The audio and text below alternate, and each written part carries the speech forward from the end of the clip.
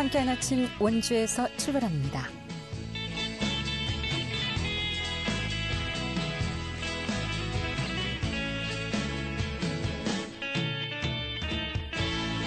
안녕하십니까. 11월 30일 목요일 아침에 인사드립니다. 상쾌한 아침 원주에서 출발합니다. 진행의 김혜정입니다.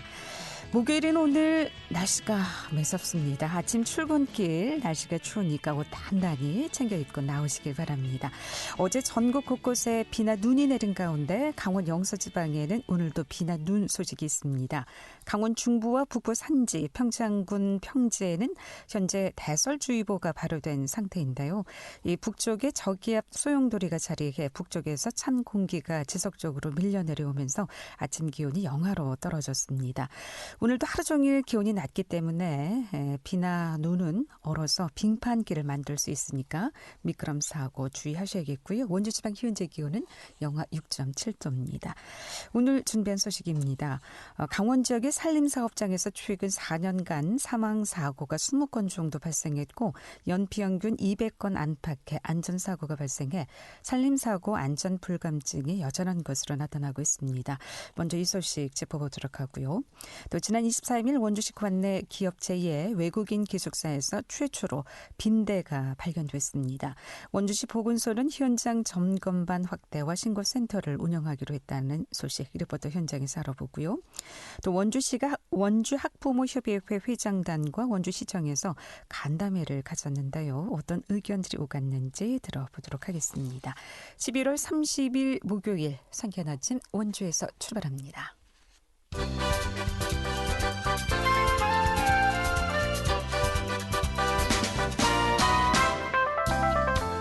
오늘의 뉴스입니다. 국민의힘 강원특별자치도당이 당 소속 도의원의 부적절한 처신에 대해 사과한다는 입장을 밝혔습니다. 도당은 이날 입장문을 내고 도의회 당 소속 도의원이 도청 예산 관련 업무 담당 직원에 대해 욕설, 하대를 했을 뿐만 아니라 본인이 신청한 예산을 공무원이 마음대로 깎냐며 기자회견을 하겠다고 겁박했다면서 도민께 머리 숙여 깊이 사과드린다. 말했습니다. 또 참담함이 이루 말할 수 없다고 말을 했고요. 도당은 윤리위원회를 긴급 소집하고 진상을 파악해 징계 절차에 돌입한다는 예정입니다. 원주 태장동 옛 미군 기지인 캠프롱에서의 오염 토양 정화 사업이 완료됐습니다. 시는 2021년부터 본격 추진한 캠프롱 오염 토양 정화 사업이 3년여 만에 마무리됨에 따라 다음 달 13일 태장 이동 행정복지센터에서 사업 완료 보고회를 갖습니다. 이날 보고회를 통해 그동안 진행됐던 정화 사업 추진 결과를 시민들에게 소상히 알리는 등 정화 사업의 투명성을 높이겠다는 각오도 밝혔습니다. 원주시와 연세대 원주연세의료원이 의료 빅데이터를 활용하는 AI 스타트업을 발굴합니다.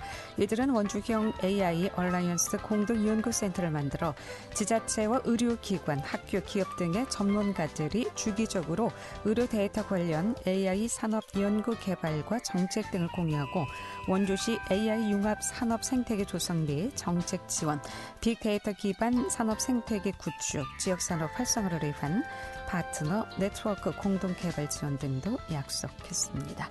오늘의 뉴스였습니다.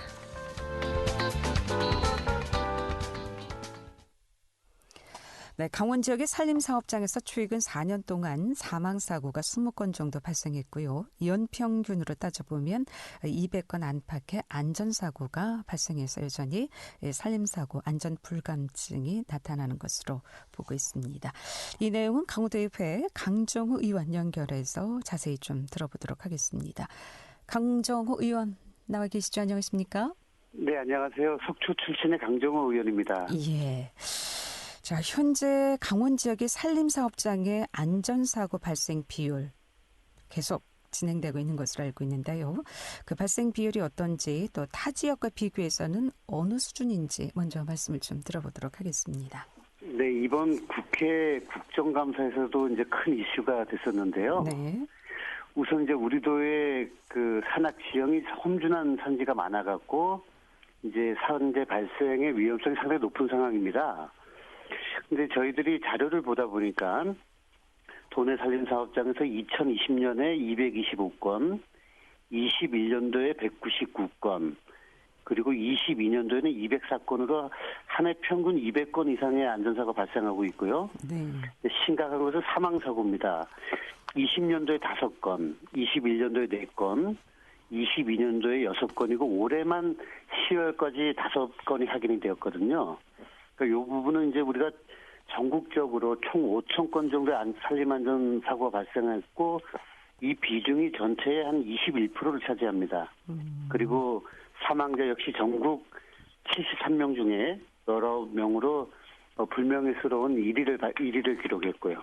네. 그런 상황입니다. 강원도에서 이런 안전 불감증으로 인한 산림사고가 많이 일어나고 있는데 그렇다면 어떤 종류의 안전사고가 가장 많이 발생하고 있습니까? 임업 작업의 재해는 대부분 이제 목재와 기계톱 등에 의해서 발생이 되는데요. 네. 발생 형태로는 이제 벌목한 나무가 이제 의도하지 않는 방향으로 쓰러지면서 주변 나무에 걸려서 이제 재해로 이어지는 경우가 많고요. 실제로 이제 20년부터 23년 10월까지 도내 689건의 산림사업자 안전사고가 확인되고 있는데요. 그 발생한 사고 유형을 보면은 깔림 사고가 192건으로 가장 많았고요.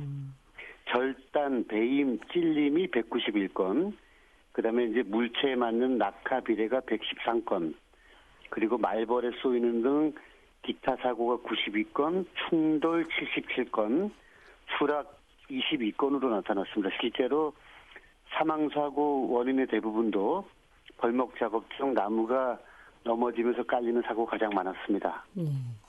위험한 일을 하기 때문에 또 이런 사고도 많이 나타나고 있다고 볼 수가 있을 것 같습니다. 그래서 사고를 막을 수 있는 근본적인 좀 대책이 필요한 상황이라고 보는데 대책이 없는 상황입니까? 어떻게 보십니까? 네. 그것이 이제 지금 제일 저도 안타까운 상황입니다. 이제 우리나라 임업 노동자의 안전사고 발생 특성 분석을 한국임학회제에서 이제 실어놨는데요. 이 내용을 보다 보면 6주 이상 교육을 기준으로 교육 이수자와 미이수자의 재해 발생 비율이 15%와 80%로 확연히 구분이 됩니다. 그래서 산림사업 재해 대부분은 기준 교육을 이수하지 않고 작업에 투입되는 인력들에게서 이제 많이 발생하고 있다고 볼 수 있고요. 특히 산림사업은 열악한 작업 환경, 위험 기계의 사용 등에 따라 전 세계적으로 노동 강도와 사고 위험이 높은 산업으로 구분되어 있는데요. 그러한 위험성으로 불구하고 안전교육이나 안전점검이 제대로 이루어지지 않는 것 같아 상당히 안타깝습니다. 네. 그러니까 사전에 안전교육을 받은 분하고 안 받은 분들의 차이가 많다는 말씀이시죠? 그만큼 그렇습니다. 사고 안전교육을 받지 않은 분들이 사고를 많이 당한다. 한 6배 정도 차이 나는 것 같습니다. 예. 예. 이런 현장에서는 의무적으로 안전사고를 받게 돼 있을 텐데요. 왜 안전교육을 받지 않고 현장에 투입이 될까요? 우선 이제 공공기관에서 하는 공용사업과 네. 민간 부분에서 하는 민영사업이 이제 확연히 차이가 나는데요.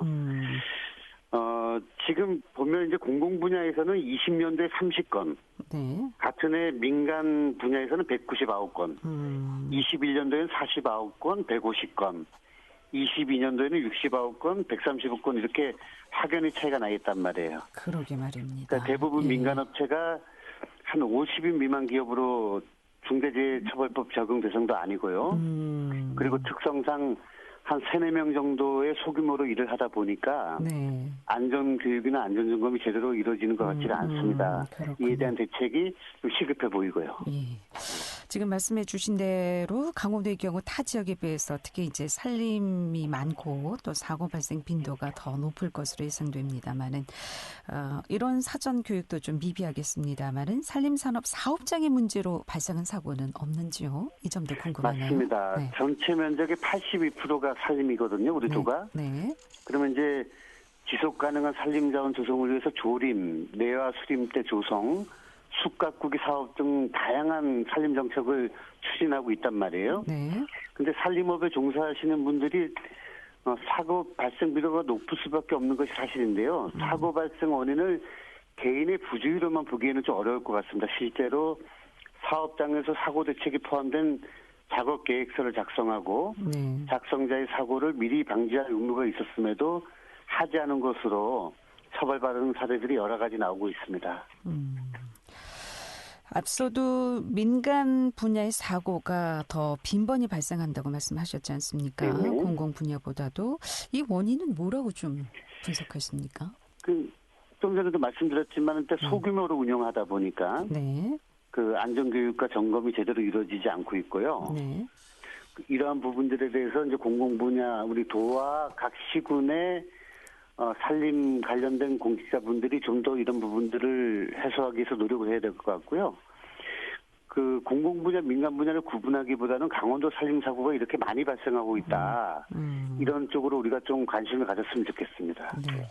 중대재해처벌법이 시행된 지 벌써 1년이 흘렀음에도 여전히 끊이질 않고 있는 산림 산업 사고를 줄이기 위해서 개인 차원에서도 그렇겠습니다만은 혹은 지자체 또 정부 차원에서의 대책 필요해 보이리라 생각이 되는데 어떤 것들이 있을까요? 산림 분야에 고용된 근로자들은 대부분 현장에서 작업을 하고 있기 때문에 작업 중 안전사고 발생 가능성이 높은 실정입니다. 벌목 등 작업 전 충분한 안전교육과 철저한 안전장비 착용 그리고 소중한 생명을 잃지 않도록 안전사고에 적극 대비해야 할 것 같은데요. 특히 야외에서 실시하는 사업은 벌과 찐득이, 뱀 등 독충류의 신체 부위가 노출될 우려가 많고요. 폭염과 강한 직사 강선으로 인해 일사병 등 온열 질환 발생 확률이 높기 때문에 개개인의 각별한 주의 또한 요구가 됩니다. 작업원을 대상으로 한 선제적, 적극적 안전사고 예방 정책이 마련돼야 될 것으로 보입니다. 더 나아가서요. 산림청과 고용노동부, 안전보건공단 등 유관기관과의 협력을 통해서 안전관리 체계를 위한 종합적인 대책 수립 또한 필요할 것으로 판단이 됩니다. 네. 산림산업 사업장도 문제겠습니다만은 공공 분야보다는 민간 분야, 특히 개인 사업장 현장에서 사고가 많이 발생한다고 하니까 이에 대한 단속, 대안이 좀 필요해 보이리라 생각이 듭니다. 많은 관심 부탁드리겠습니다. 말씀 여기까지 듣겠습니다. 고맙습니다. 네, 감사합니다. 지금까지 강원도의회 강종호 의원이었습니다.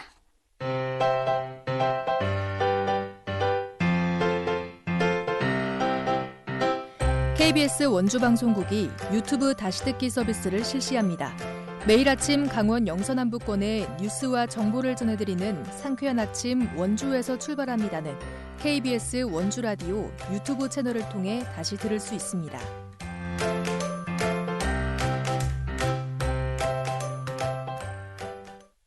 네. 상쾌한 아침 원주에서 출발합니다. 듣고 계신 지금 시각 8시 45분 지나고 있습니다. 원주시 보건소에서 지난 23일 관내에서 처음으로 빈대가 발견됐다는 소식이 있었습니다. 자세한 소식 박다인 리포터와 함께 알아보도록 하겠습니다. 어서 오세요. 네, 안녕하세요. 네, 자 빈대가 전국적으로 극성이라고 하죠. 원주에서도 지난 23일 처음으로 빈대가 발견됐다고요? 네, 맞습니다. 지난 23일 오전에 원주시 소재 외국인 근로자가 있는 한 제조업체에서 근로자 일부가 벌레에 물렸다는 등 빈대 발생이 의심된다는 신고가 접수됐는데요. 신고 접수를 받은 후 보건소 현장 점검반이 이 외국인 근로자의 기숙사 현장을 나가서 확인을 했고요. 그 결과 침대 매트리스에서 빈대를 확인했습니다. 확인 즉시 업체 측에서는 근로자를 빈대가 없는 곳으로 이동 조치했고요.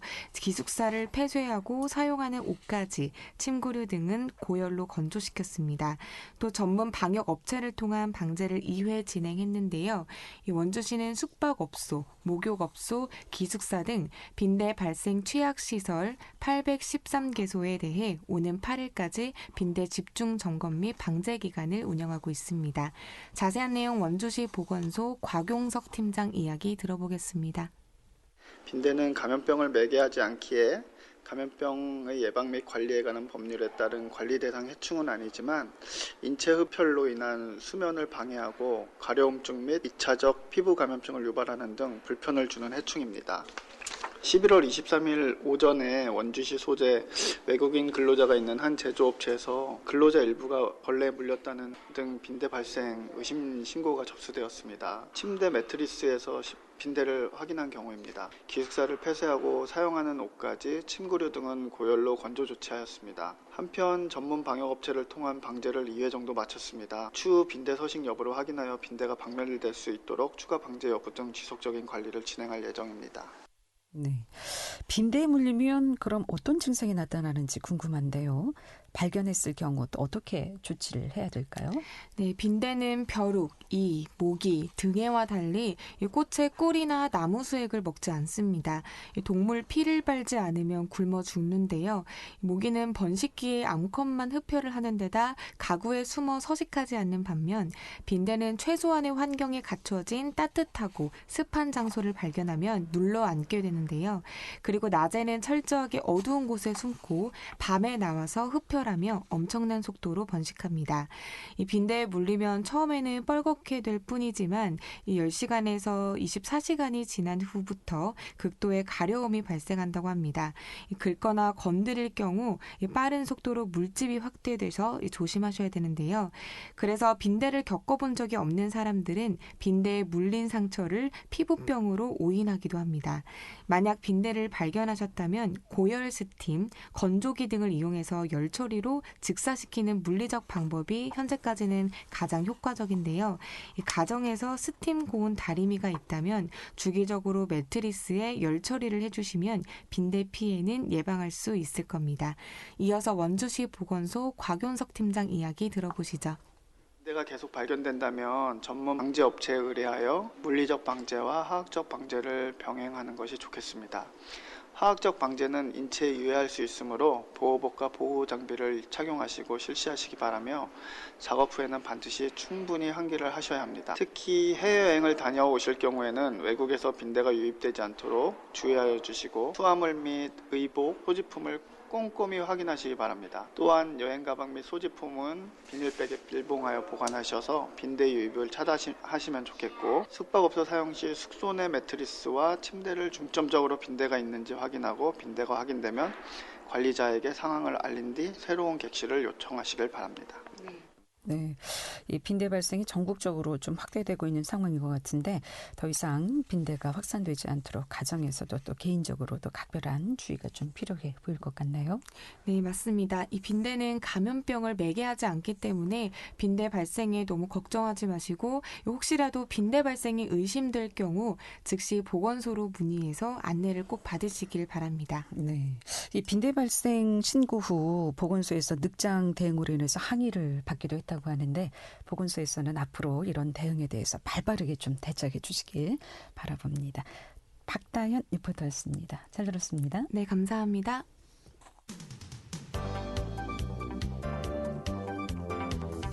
생생한 현장, 유익한 생활 정보를 전해드리겠습니다. KBS 원주라디오 상쾌한 아침 원주에서 출발합니다를 함께하고 있습니다. 네, 원주시가 원주시청에서 학부모회, 회장단 협의회와 지난 22일 간담회를 열고 지역 교육 발전 방안과 교육 현안을 협의했다고 하는데요. 자세한 소식은 원주시 학부모협의회 안미연 중등부 대표 연결해서 얘기 나눠보도록 하겠습니다. 안미연 대표님 나와 계시죠? 안녕하십니까? 네, 안녕하세요. 네, 반갑습니다. 네, 반갑습니다. 학부모회, 회장단 협의회는 간간히 좀 하시는 편인가요? 네, 매해마다 하는 것 같아요. 한 2회 정도 하고 있습니다. 네. 자, 이번에 또 오랜만에 학부모회, 회장단 협의회 간담회가 있었는데 어떤 의견들이 좀 오갔습니까?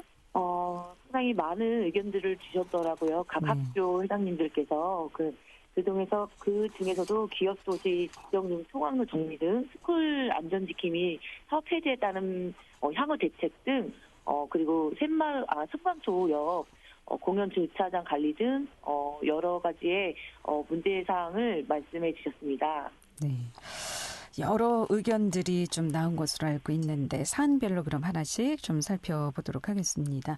우선 2025년부터 원주 기업도시 중학생들의 지정중학교, 섬강중학교 또 분산 배치가 확정된 가운데 아직까지 안전한 통학로 확보가 해결되지 않은 상태라고 들었습니다. 시에서 이에 대해서 어떤 해결 방안을 좀 갖고 계신 건가요? 어떤 의견을 좀 들으셨는지요?